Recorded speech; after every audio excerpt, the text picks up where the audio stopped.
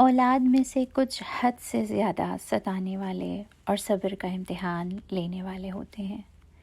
والدین کے صبر اور برداشت کا پیمانہ لبریز ہو، دل دکھی ہو جائے تو وہ اسی بچے کے سدھار اور اس کے اچھے ہو جانے کی دعا کرتے نہیں تھکتے۔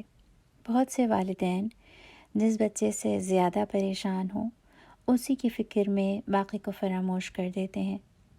یہاں دو باتیں ممکن ہیں، اور وہ یہ کہ ہو سکتا ہے کہ بچے کی پرسنالٹی ٹائپ کو سمجھے بغیر انہوں نے اس کی تنگ کرنے والی عادات کو ضد بنا لیا ہو کہ سدھار مشکل لگتا ہو، یا یہ کہ واقعی بچے کو اللہ سبحانہ و تعالیٰ نے آزمائش بنا کر بھیجا ہو۔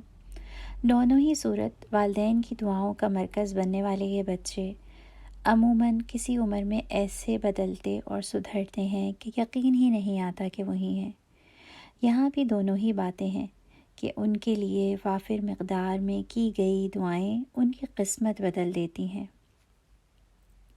اور وہ سکھ، چین اور خوشیاں پاتے ہیں اور دوسروں کے لیے باعث سکون بنتے ہیں۔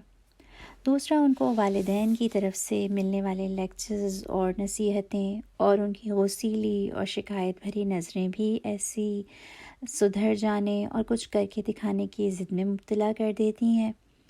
اسی درمیان میں بحیثیت والدین ہم اپنے دوسرے بچوں کو کبھی کبھی بھول جاتے ہیں۔ ان کی خدمت، ان کی اچھائی اور ان کے مستقبل کے لیے دعائیں ویسی شدت سے نہیں کرتے کیونکہ ہم ان کی طرف سے متفکر نہیں ہوتے اور مطمئن ہوتے ہیں، اور وہ خدمت گزار بچے اپنی زندگی میں ہماری دعاؤں سے ویسے مالا مال نہیں ہوتے۔